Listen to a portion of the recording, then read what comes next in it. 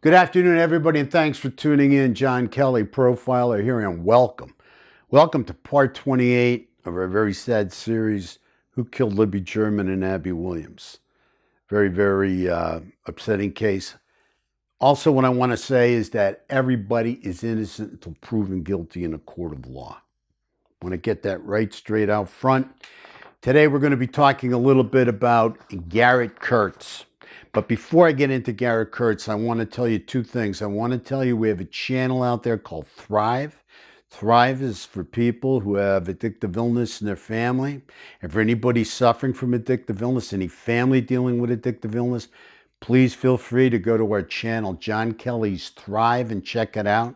We have some good educational vids up there, and might be able to help you out if you're going through this stuff. This can be really rough, especially with all this COVID stuff going on. Wow. To deal with both is really, it's really hellish. It's really hellish. Also, we're going to be doing some webinars, some educational webinars. We'll keep you posted on that as we get closer and find out what's going on. Some of you will be messaged that have your notifications on, others won't. So we'll be talking about it as we get closer. Our team is going to be putting out some very good educational webinars. Okay? The other thing I want to talk about today is Garrett Kirts. As we know, Garrett Kirts pled guilty to murder. He murdered Nicole Bowen, tortured and murdered Nicole Bowen. And he's somebody that's been a person of interest in Libby and Abby's case, and I want to talk a little bit about him today.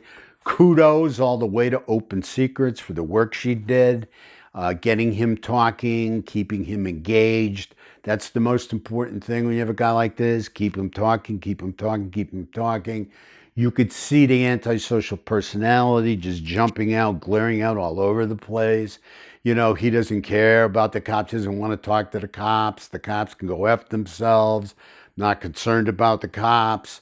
Let them figure out where I was. I'm not going to tell them where I was. Yeah, they got my cell phone number. They said I was there that day. I don't think I was there that day. I'm not sure if I was at my mother's. Maybe I was at work. That's how they got it, because I was at work. I could see all this kind of deflection and game playing. I'm so used to it. I've interviewed so many killers, and I gotta tell you something. Lots of times, you can tell that a killer or budding serial killer, or even serial killers, lying because they're moving their lips. As long as they're moving their lips, they're lying. And it's the way you got to play it, and then try to work around it. But Open Secrets got an awful lot out of them. Also, a shout out to Harvey Carroll, Blue Raven Films. These guys are really trying to do their best. They're really trying to get some good stuff out there for people to look at and try to have a visual facial of Bridge Guy, and that's really important, okay? So kudos to them, because they're not getting paid for their work. All this work is pro bono, right? So everybody's on the right page here. Well, most people anyway.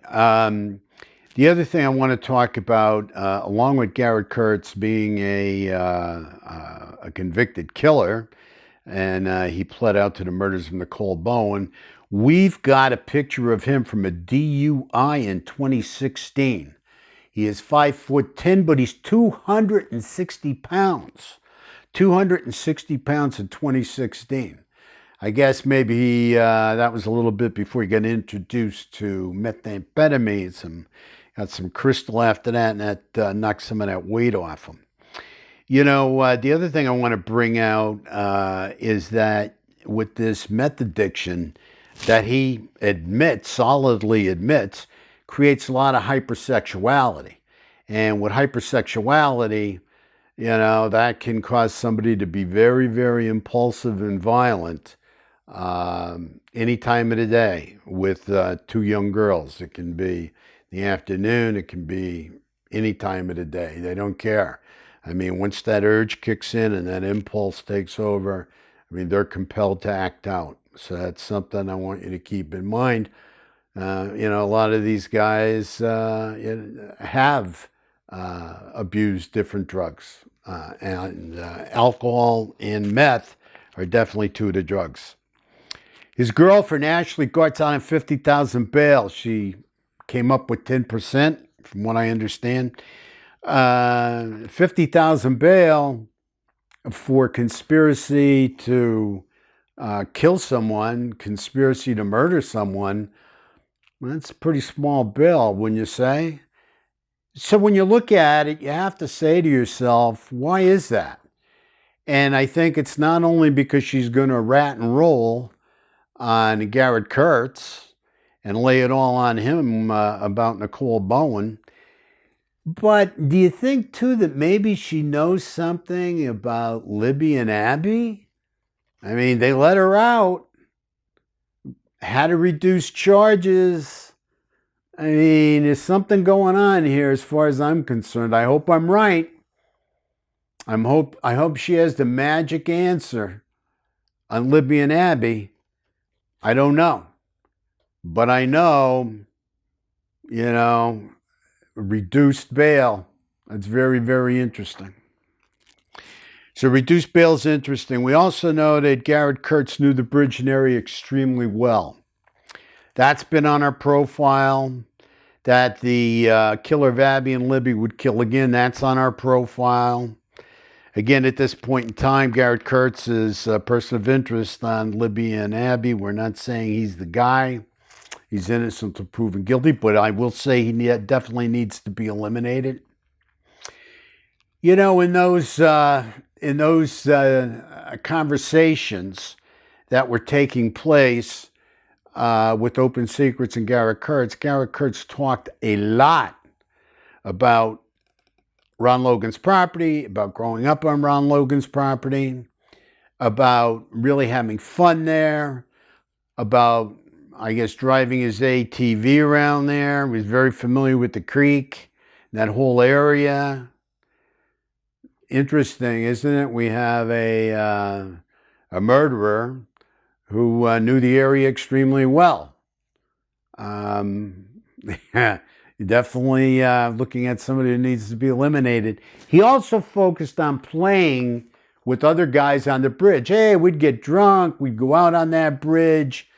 We're pretty cool. We're out on that bridge, and we'd be drunk, and we'd be running back and forth and playing, chicken on that bridge while being drunk, So when I see that going on, I say to myself, whoa, this is somebody that knew that bridge really well and could really skip across that bridge like we think Bridge Guy did.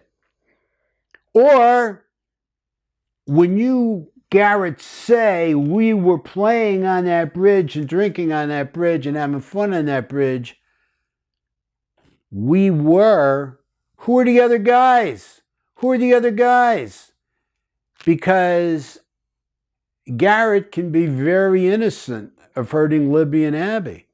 But maybe it's somebody else that drank and got high and hung around and partied at around Ron Logan's property and was on the bridge or whatever. We don't know. We want to wait and see. But who were the other guys you were hanging out with there, Garrett? That's a question I have. Can you tell us their names so law enforcement can check them out? It's very interesting when you have a situation taking place like this. Birds of a feather can flock together. So we got to really take a hard look at this. Whoever went after Libby and Abby, whoever killed them, this was not their first time going across that bridge. That I can tell you. This was not their first time in that area. They knew that area well. And that's out there, and it's something everybody's been focused on, and I believe everybody's correct.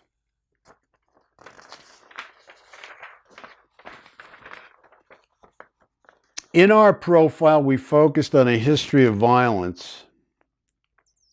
Just so happens, Mr. Kirts, you have a history of violence.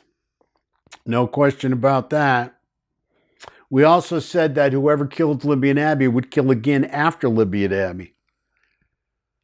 Well, Mr. Kirts, you did kill after Libby and Abby, and you killed in a very sadistic way.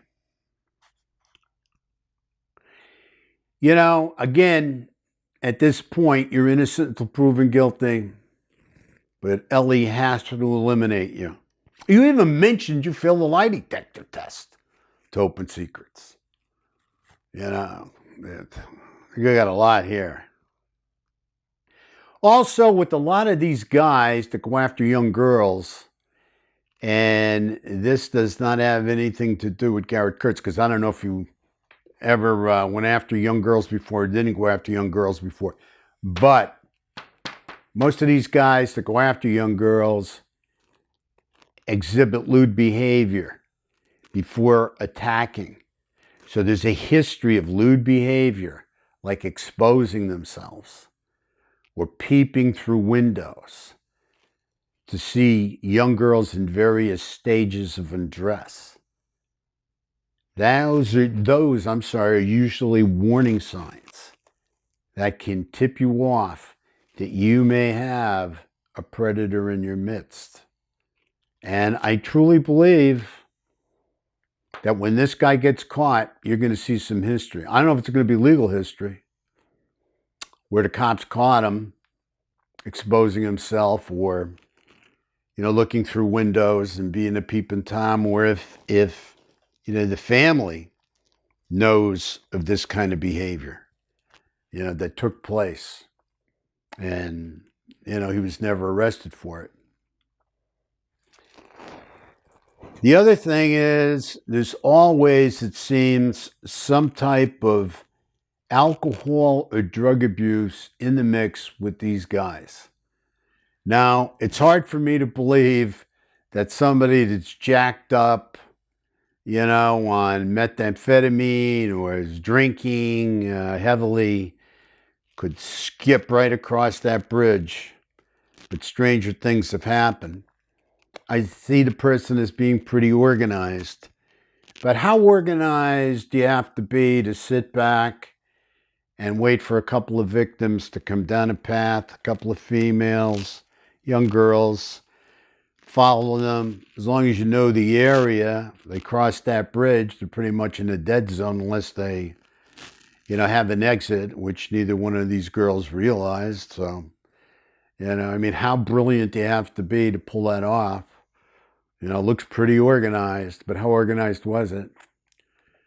The other concern I have is the tattoos that Garrett Kirts has on his hands.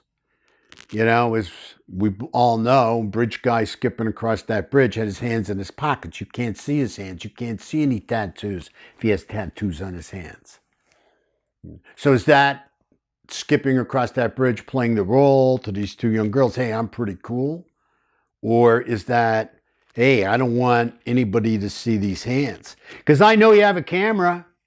Yeah, I know you have a cell phone and you're taking pictures. No question about it. I've seen you. I've been following you. I've been following you down the trail. You haven't seen me, but I've been watching you. I've been watching you, Libby, taking pictures of Abby. So I know you have a camera. So I'm going to try and disguise myself as best I can, maybe keep my head down, watch where I'm walking, so my head's down, you can't get a good shot. But you're not going to see my hands either. In fact, you're going to have a hard time getting a good picture of me because I'm coming across that bridge pretty quickly once you get to the other side. And if you could get a picture of my hands, you would probably know exactly who I am because those tattoos would stand out. So I don't know if that's dynamic in this case or it's not. But one thing I can tell you is that Garrett Kirts does have tattoos on his hand. And that's concerning to me. I don't believe this was, this killer's first rodeo. It wasn't the first time he crossed this bridge. Not the way he skipped across it. It wasn't his first time on this property or this land. He knew his way he knew every single bit of it, every part of it. Somebody extremely familiar. So anyway, we have a guy out there that needs to be eliminated big time.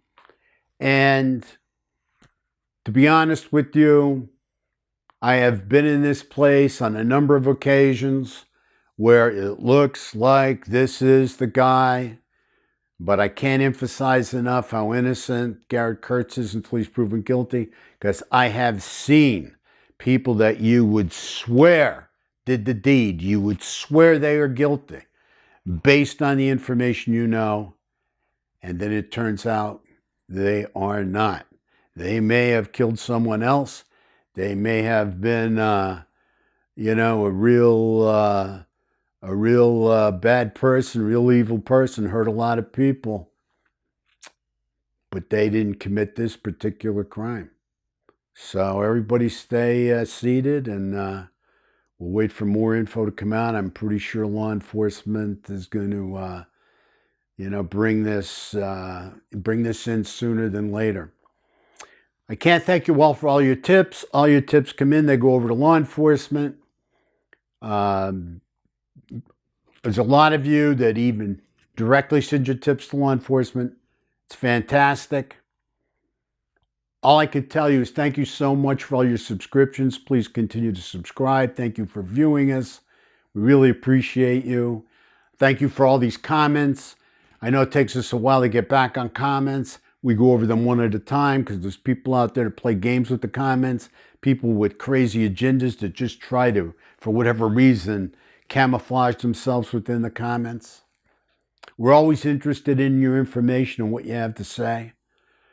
So most importantly, make it a great day. Please take care of yourself. Stay safe out there. Be well. Thank you so much. God bless.